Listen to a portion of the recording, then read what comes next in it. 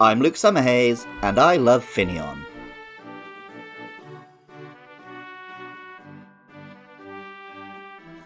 People are often very quick to criticise the Pokédex of the Sinnoh region. The 4th generation's roster of new monsters is a bit smaller than the 3rd, and on top of that, a large percentage is taken up by Pokémon which don't stand alone. Of only 106 new monsters, 51 are the starters, new members of existing families, and legendaries or mythicals. This means that the meat and potatoes of the game, exploring the world and encountering Pokémon in the wild or on opposing teams, lacks surprises for returning players.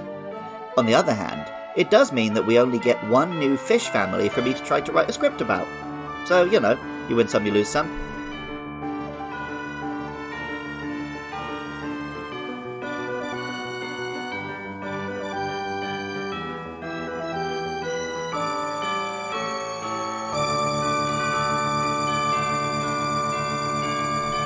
Finneon is quite a pretty looking fish. It has a black and blue coloration which glows in the darkness, beautifully displayed in New Pokemon Snap, pink highlights, and a big gorgeous tail, like the wings of a butterfly.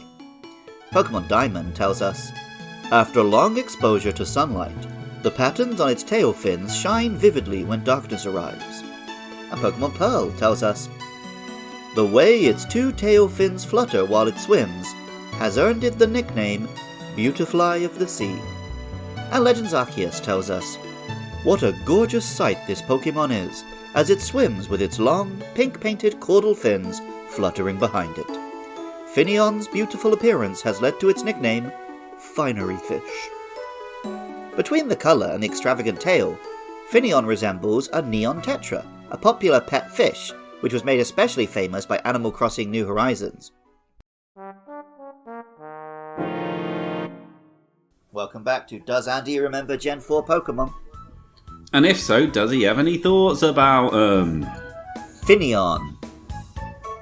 That sounds like a fish. It is. Yeah, that is good naming. They really nailed the fish name. Does it stand out from any other fish? Absolutely not. Would I be able to pick one out of the pond? No. Its tail's a bit like a butterfly. Oh, okay. No, I can picture it. Yep. Grey, black. Is it grey and black? Yeah. On top? Sort of a bluish grey, yeah. Yeah, butterfly tail. Okay, fair play. We'll probably name it after that instead of a fin, because, fins are generic. And if you've got a big butterfly tail, you can probably capitalise on it. But, obviously, Pokemon did not decide to do that. Evolves into Lumineon. I don't really know that one very well. No, but I'm still kind of caught up. I think we should come up with a better name for Finneon. So I've got butterfly fish. What's special I think about the first thing butterflies? that comes into my head is just butterfish. That's not good. What's the kind of main? Is it like a monarch or something? Oh, yeah, that's a butterfly, isn't it? Like monarch fin, monarch tail, monarch. We can keep workshopping it. Send in your suggestions. Oh, what if it's monarch, but the last bit is spelled like paddock or pollock? Sorry. Yeah, no, paddock was a terrible choice because I was like, what the hell's that got to do? Why are you keeping these fish on ground? Pollock was a much better suggestion, although I don't know if you'd know that was a fish, so... The Neon Tetra is the source of the name Finneon, which combines neon with fin. Neon could also be a reference to the way the Pokemon glows like a neon light. The Japanese name is Keikuo, combining the Japanese for glowing with a pronunciation of the kanji for fish. Pokemon Violet tells us, it absorbs sunlight with the pink areas of its skin, which then shine. This appears to be a form of camouflage. It seems counterintuitive to us, but in deep seas, bioluminescence can camouflage a creature against the light above them if predators are swimming below. Finneon is already a cute fish that would liven up any aquarium, but it becomes even more beautiful when, at level 31, it evolves into Lumineon. Lumineon's butterfly-like element is exaggerated, with the fins on the side of the body now forming a kind of wings. Pokemon Pearl tells us, to avoid detection by predators, it crawls along the sea floor using the 2 fins on its chest. And Pokemon Platinum tells us, it crawls along the sea floor using its long front fins like legs. It competes for food with Lantern. Like Finneon, this Pokemon can produce bioluminescence.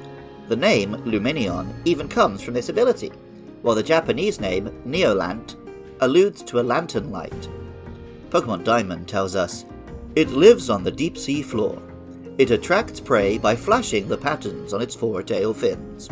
And Heart Gold and Soul Silver tell us, Lumineon swimming in the darkness of the deep sea look like stars shining in the night sky. This is beautiful and deadly, but it's a double-edged sword. Just as much as Lumineon can lure in prey, it can lure in predators. Pokemon Sun tells us, with its shining light, it lures its prey close. However, the light also happens to attract ferocious fish Pokemon, its natural predators. Lumineon is a beautiful design, particularly when seen in motion, with its fins lighting up in the dark waters. Bioluminescence has long fascinated me, and also fascinated the director James Cameron. Creatures which look very much like Lumineon are at the centre of his classic film The Abyss, as well as the wonderful Avatar The Way of Water. Music for Luke Loves Pokemon is by Jonathan Cromie. Artwork for the show is by Katie Groves. Writing, producing, and editing is all by me, Luke Summerhays. And funding is provided by lovely listeners at patreon.com/podcastiopodcastius. I love it when you guys get in touch. Hit me up on Twitter or Facebook at LukeLovesPKMN and let me know your thoughts about our next monsters, Snova and Rotom, or share your love for any Pokemon. Also, join me Friday nights from 8 PM UK time at twitch.tv/LukeLovesPKMN for my streams. Even if you don't feel like doing any of that, thank you so much just for listening. I love Finneon, and remember, I love you too.